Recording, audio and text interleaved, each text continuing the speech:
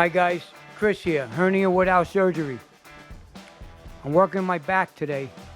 Front foot is forward, which takes the pressure off the hernia area. My back foot is planted, it gives me upper body stability. I work out very slow, motion is slow.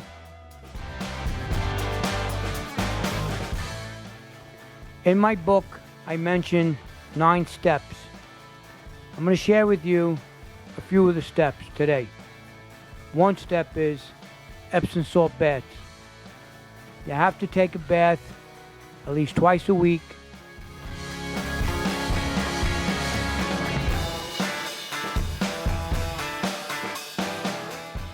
A lot of massaging on the hernia area. Another step is sleep. You got to get a good night's sleep.